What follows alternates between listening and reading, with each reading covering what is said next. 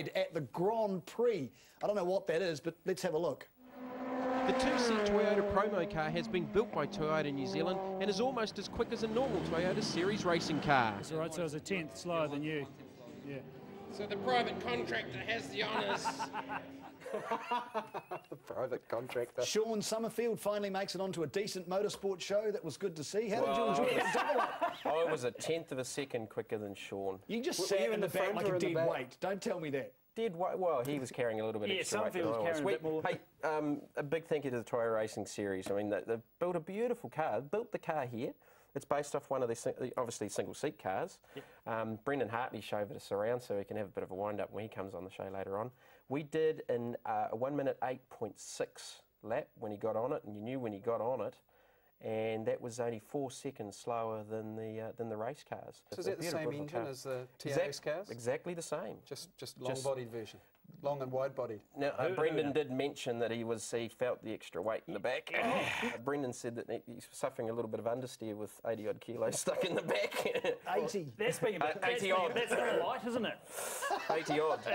Yeah. All right, enough. We're going to get some guests on the show now. It is high time. Young man in a hurry. Plenty has been written about this guy. We've seen plenty of him on the TV as well. He's an outstanding year up in Europe for 2007. What lies ahead, God only knows. Brendon, outstanding 2007. In your wildest dreams, did you ever think you'd achieve what you have over in Europe at such a young age?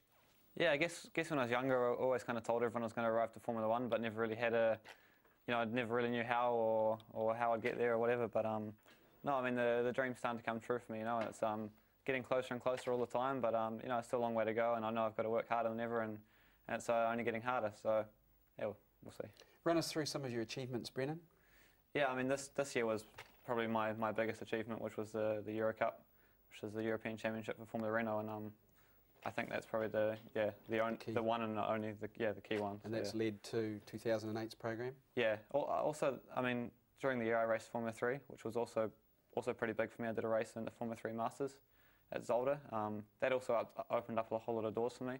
Also racing at Macau in the Formula 3, that opened up that door, and that now leading on to drive Formula 3 this year. So now I'm in a pretty fortunate position, but yeah, just got to take a big grab of it and make it work.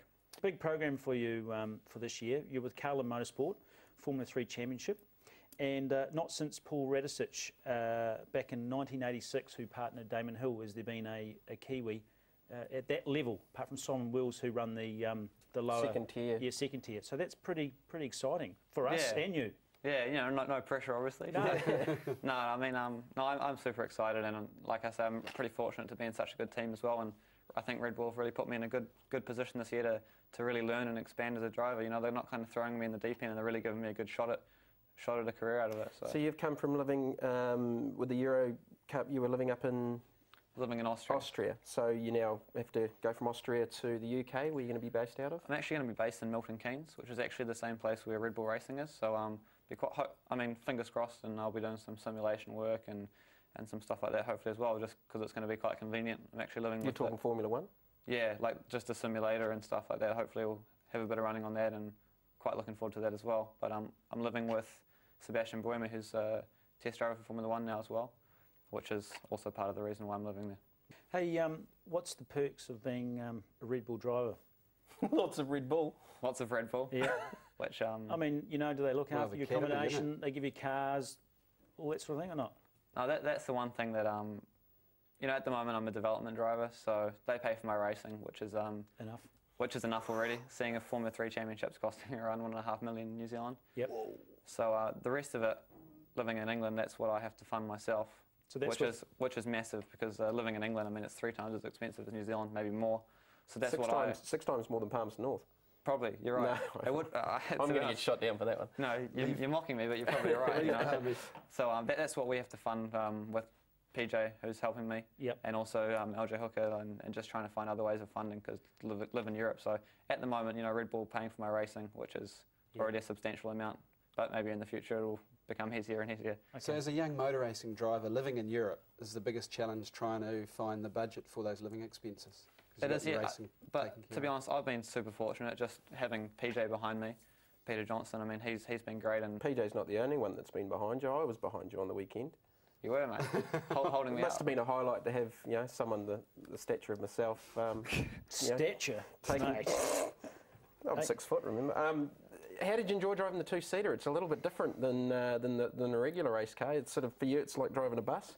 Yeah, no, I really enjoyed it actually, because it's actually been a little while since I've been in a race car, and especially at Manfield, my home track. So it's quite special for me as well, and just to be able to kind of share the experience to someone like yourself who probably hasn't been in a race car like that. You took your mum around as well. I did, yeah. I talked to her into letting me take my mum around for a drive, and no, that was really special. And I think she would have screamed all the way around, wouldn't she? Oh, she loved it. She loved it, you know. So it's not often that I get to share something like that with my mum. So no, it was really nice for her as well. Don't go anywhere, race fans. We'll have a break. When we return, more from Brendon Hartley and the Three Wise Men.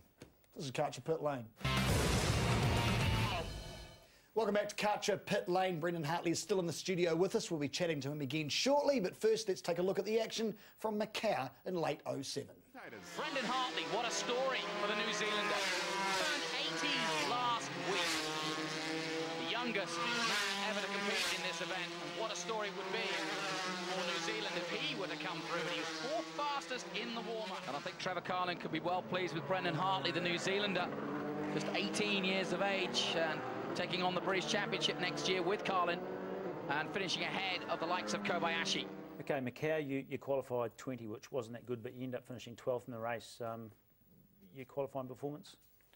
It was my first crash of the weekend. I think I definitely wasn't the only one. There was, I'd say, That's more or less just everyone. Macau. I think That's everyone just in the Macau. field would have touched the wall at least once. Some more than others, but no, I actually touched the wall in qualifying, it was just a small touch, but it just popped me out of qualifying. So your Euro Cup, did it take you to any street circuits? No, that was the first street your first circuit. street race, yeah. Probably the first street race and probably the best street race over there. So Which was your favourite race last year? I think Macau. I mean, although it wasn't my best result, it was just such a great track to drive, especially in the warm-up when I was actually fourth fastest. Just when you're actually on the limit on that track, it's just such an experience. There's fast corners, there's slow corners, there's rises, I don't know, it's just really, for me, it's the best track in the world. And you are doing the A1 rookie test for the New Zealand team at Taupo. Yeah, no, I'm really looking forward to that as well, and I hope that I can somehow contribute to New Zealand's success at Taupo. So I'll be doing the rookie test and be gathering information and whatnot. So I hope I can be some help to Johnny. You've got 11 rounds of the F3 Championship in Europe in seven months. So that and your program before has been restricting you to do any more A1 rookie tests apart from the pre-season test. Yeah, I mean, obviously my schedule's pretty hectic, and obviously the championship's what I want to go for. So if I have conflicting races, obviously it's not possible for me to do it. Yeah, I think although just with those 11 races, there will also probably be more. I have the Formula 3 Masters again and maybe Macau again as well. And with Red Bull, obviously, if I do have some good results during the year, then you always get more opportunities as well. So it's really up to me how many races I get. GP2, maybe?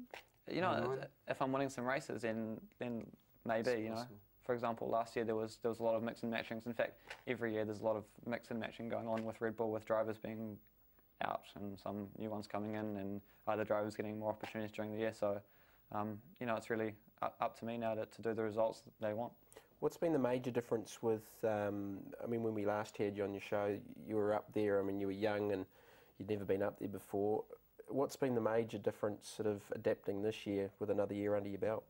Yeah, I mean, I think I was just that little bit older as well and a little bit more experience, and I just learnt so much about myself. It sounds a little bit cliche, but I really did, and just worked really well with the team this year. Another cliche, I suppose, but just had a really good relationship with everyone, and I was more happy in myself, and that makes a big difference. Obviously, in motor racing, everything's mental in the head, and I was just much more mentally prepared this year, and had a much stronger relationship with everyone, which just made everything go. Does that go for women as well? You doing all right there, or what, up there?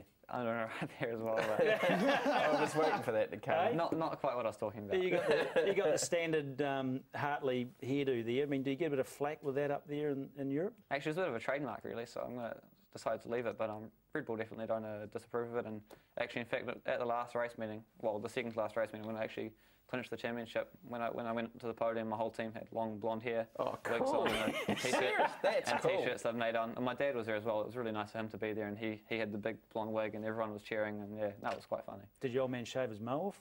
No. Oh, bugger. I don't know. Maybe Maybe that was November. Maybe that's this year when I win the championship. Maybe we'll talk him into doing that. Good stuff. Great stuff. Hey, Brendan, enjoy your time over here. We're watching you keenly to get to F1's a chat we've got coming up shortly, though, who might try and beat you to the punch, and Johnny Reid.